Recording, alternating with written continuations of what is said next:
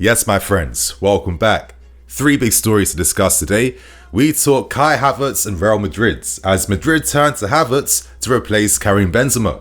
To move on, we have big updates surrounding Trevor Chalobah and Inter Milan, and we have more news on Manuel Ugarte. So my friends, tons of things to break down and discuss.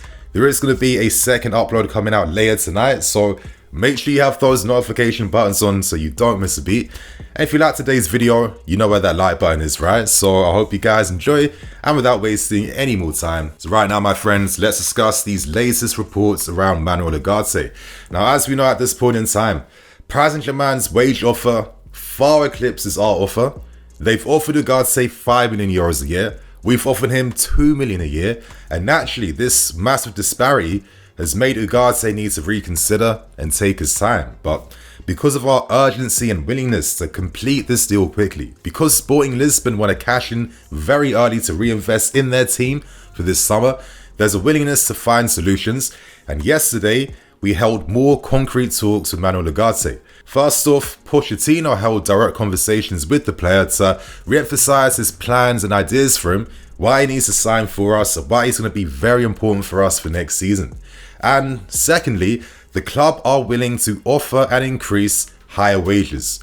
Now, I don't think it will match the offer of Paris Saint-Germain, but it will be an increase. And I do think that as long as it's a very fair one, plus the project and the football, Ugarte will probably sign, if he's successful, of course, and if he does sign for us, he'll sign a new contract extension as time goes on.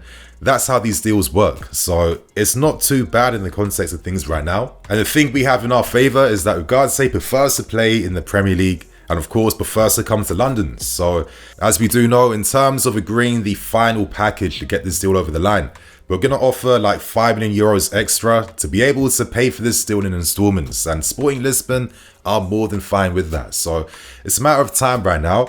But it does give me some hope and some confidence because for me, when certain managers have their certain tactical ideas and ways of playing, sometimes they need like one or two really key players to make that football happen. And I do think that Ugarte will be a key signing that's going to allow our other players to excel. Of course, Enzo Fernandez, Ugarte, we've seen their statistical reports. I think seeing it live in the flesh next season, hopefully, fingers crossed, that could be quite special because these are two type of midfield players that like to really dominate their opponents and the opposition. And I think Ugarte, for a lot of the games I've seen of him, really impresses me. So if we capture Ugarte, which I'm feeling quite optimistic of, you know what, I'm okay with seeing this like Latin representation at the football club.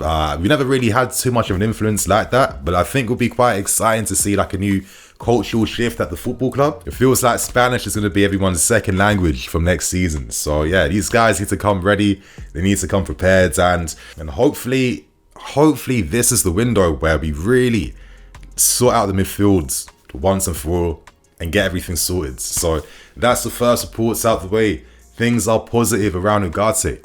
Let's now move on to discussing the breaking story of today, and that's Kai Havertz and Real Madrid. Now let's break down the news first. And currently at this point in time, as we know, Benzema is very close to making his move now to Saudi Arabia. For the type of money they're offering for that contract, I mean, who could really turn down generational wealth like that? I don't think any sane person could do that. But regardless, that only means that Real Madrid are looking for replacements in the market.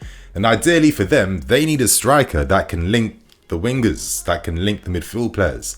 More of like a deep lying forward profile. So in terms of options they're looking at Joselu. They're looking at guys like Firmino on a free, Harry Kane, and Kai Havertz. Now, Rudiger, Toni Kroos, very good friends of Kai Havertz. They're pushing for Real Madrid to make a move. And reports in Spain suggest that Kai Havertz is more than happy at signing for Real Madrid. And which same player wouldn't be? And for me, like, the only uncomfortable thing I found with this story is that it keeps re-emphasizing the fact that we really are like Real Madrid's feeder club. Like, Madrid can sign players from like the best clubs in Europe, and all these guys want to sign for them. And they have a history of signing all our top guys, and then these guys going on to find great success. Now to continue on, the reports do say that Pochettino is open to allowing Havertz to leave. Of course, that stipulation being that we need to sign a top quality replacement for him. And to end with the reports, the only interesting thing is that in terms of how a deal could be structured, talks of player swaps, and it's got me thinking, who exactly would we exchange in a player swap? Well, Valverde, I don't think so at all. I can't really think of too many options, to be fair with you. And another option to finance this deal would be a loan with an option to buy. So I find those details curious in the report, because with Kai Havertz's market value now dropping from like a high peak of 90 million euros, around 60 million, and Madrid needing to sign attacking reinforcements, I don't see why they wouldn't structure like a permanent move for Kai Havertz instead of doing a loan. But maybe they might feel, listen, we have Endrick coming next year. Maybe we want to just test the waters to see, can he do the job for us this season before we commit all this type of money to signing him? That could be the play, and who knows, if they're offering like a great loan fee plus paying his wages and, you know, with a guaranteed option to buy at the end, who knows what could happen. But right now, I'm going to give my thoughts and opinions, and you know what? I always kind of felt like if Kai Havertz was ever going to leave us, he'd be going to like a Bayern Munich or he'd be going to a Real Madrid. The two clubs we were fighting against to try and sign him all those years back, when at the time, Havertz was our record signing. And I have to say, we remember that time during that summer, all the hype, all the build-up. And since signing for us, has he really lived up to that initial hype? Absolutely not. But my thing is, why?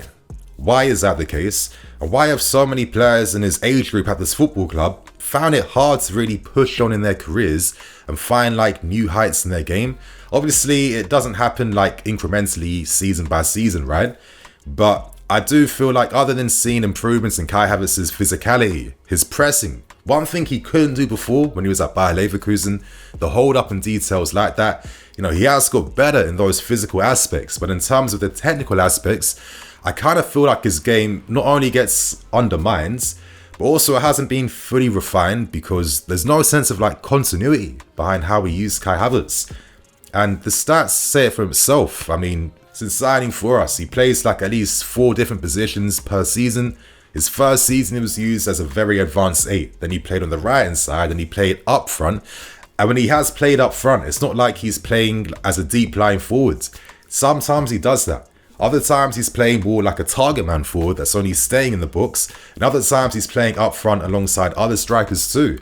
So this lack of real continuity in terms of how to use Kai Havertz is very reflective of the lack of continuity of footballing, structural, tactical ideas that we have not had recently over these past few seasons. And it's exactly why we find ourselves in this current position.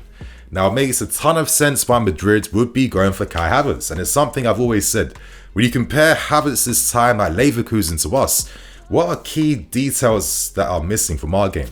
I think it's quite obvious. Having pacey wingers that have goal-scoring threat, that is key. Because at Leverkusen, these guys were regularly, breaking the lines, playing on the shoulder, playing on the last line, making the running behind. And Havertz has always been a very effective, multifaceted style player, right? Where he has that final pass. He's got a beautiful weight of pass on his game as well too. Very intelligent with his movement and zones to pick up. And especially when it comes to drifting and making those late arrivals inside the opposition box. And I kind of feel like it's these qualities that we've never really tapped into or accessed as much. And I think it's actually quite disappointing and reflects the poor squad management and transfer activities we've made over the past few years. Because, sometimes this stuff is common sense, right? If you're going to have a deep line forwards vacating his position to come deeper, it means you need to have fast guys either side of him that can quickly take advantage of that space that's made in behind. How is it going to work if you got wingbacks bringing the width? They're too far away from Kai. And what about the attacking mids? They don't have the profile where they have that type of pace running behind like that. And most times, because teams are literally parking the bus, Havertz, the cam on the left, cam on the right, these guys are getting outmanned in the middle because teams are parking the bus against us. So I'm painting the picture of how we've been quite flawed tactically, and how that does affect players like Havertz. I think over his entire career with us, 139 games, 32 goals, 15 assists. It's not great, but if you were to apply the context of, how we've been, then he's a little bit above average in terms of the squads. But at the same time, you know, we spent a lot of money on guys that were known for getting double digits for either goals or assists. And when they've signed for us, they've all been a shadow of themselves. I don't think Kai's been necessarily on the bottom tier level like that. But I think since signing, you were really hoping that we'd see an explosion of him really like dominating and leading the league at some times. I think we tend to see that during March. I think last March where Graham Potter was using him on the right-hand side a lot deeper. Was it any surprise that he was able to get more goals, play his more natural game? And then after that, he plays up front again. Like, this is what I mean. Like, there's no continuity behind what we're doing. And how is Havertz going to really level up in any aspect of his game when it's a constantly evolving and changing thing? Now, of course, stuff like, you know, the chances he misses and stuff like that, of course, it's a frustration. But let's keep things brutally honest here. If you're a team that's not known for goal scoring, that struggles to create regular goal scoring opportunities, you're expecting a superhuman level of accuracy and mental strength if you think that a player can still play above all those difficulties. I mean, it doesn't work like that, right? Especially goal scoring. It's like an instinct. It's a feeling. Confidence week in, week out, scoring regularly, getting chances. That builds composure. If you're waiting for like irregular opportunities in the books, you know, that's even more pressure to take advantage. And I think that's why every forward and attacking player ends up struggling at this football club for those same reasons. So this is why Pochettino is going to be absolutely key, yeah? Because if he can finally sort our attack out, which has been the most urgent need this team has needed, yeah? Something could happen here. But to end things is simply this, right? If Havertz does go, we need to sign a top quality replacement. Does that imply spend all that money on Osimhen? Does that imply other options being targeted? We would need to have a plan for that. It's a weird one. I still feel like Havertz can turn things around, but he needs the help of the system and the manager.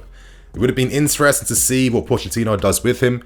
Who knows if that could still happen? The ball's in Madrid's court now to entice us and give us an offer that we think is good enough for Havertz. And then let's see what happens. But we'll probably end up talking about this story a lot more as this months are going on, right? So share your thoughts and opinions. How do you feel about Havertz leaving us for Real Madrid? Are you happy? Do you think this could be an opportunity to go back for Felix? Or is this the right move to make so we can spend the money now on a proper number 9 striker, which would be more beneficial for us? Let us know below. Right now, my friends, we end things by discussing the latest updates around Trevor Chalobah and Inter Milan. Now, as we know, since last summer near deadline day, Inter made a late approach to try and sign Chalobah on loan. Todd Bowley turned that down. He enticed Chalobah to sign a new contract. He promised him that you get opportunities here. The club have great faith in you. And even though it has kind of been proven true in a sense, because Chalobah's still got some decent minutes this season, playing a lot of games as the season has come to an end, is that enough for a player like Trev? For example, he has ambitions of being part of the England national team squad for the Euros for next summer. If you're playing at Inter Milan, playing in their back 3 setup, knowing that Skriniar's left, the club have really wanted you for over 12 months right now, in a league where most of your teammates have really prospered and had a great time, could you necessarily turn that down? Time will tell, but based on the latest reports, Chalobah's a very ambitious guy, and I feel like a lot of the common grads, we forget that they've been at this football club since they were kids. They have very deep ties emotionally to this football club. And they're very good guys at the same time, very good pros. That's why we don't really see any controversy behind how our players move in the press, right? But Chalobah wants to have final talks with Pochettino because ideally he wants to make it here and he wants to remain. I would like that. I do kind of feel like knowing that the amount of injuries that centre-backs pick up at this football club, there's going to be plenty of time for Chalobah to get those minutes and to make things happen. But will those minutes accumulate towards him winning a spot in the national team squad for the Euros next summer? I'm not too sure. Who knows what would happen? But I've got a lot of respect for Chalobah. I feel like it's this type of squad option that needs to be respected a lot more because these are the guys that can fill many positions. They always give solid performances where you're not getting weakened, that they can maintain the quality and consistency. And I feel like Chalobah's demonstrated that with how Chalobah can play forward, how he can mark man v man. He's got decent pace, decent reading, very good last ditch tackles. I think that reflects that he's constantly aware of his positions and stuff like that. And I think on the ball, offensively. There's a reason why Inter Milan want him to play on the right hand side of a back three, right? And I think that's why Tuchel became very impressed by Chalobah. Probably much of a surprise, but there's a good player here that costs you absolutely nothing, that you need to rely upon because they help strengthen your squad. And the beautiful thing is that these guys allow you to spend big money on key signings for areas you need. So let's see what happens with the story. But right now, the valuation for Chalobah is around 25 million. And for me, that is so small. That is way too little. Like, this guy's contract expires in 2028. Like, he can't be worth 25 million. That makes no sense. You know, I mean, top clubs like Milan, Leipzig, Inter, European place clubs are after him. There's no way he's worth 25 million pounds. That's way too little.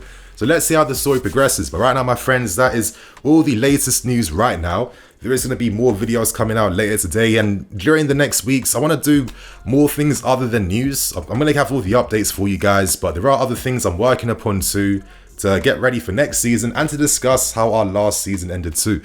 So my friends, I'm the EFC. This is BlueLionsTV. I'll catch you guys later with some more videos.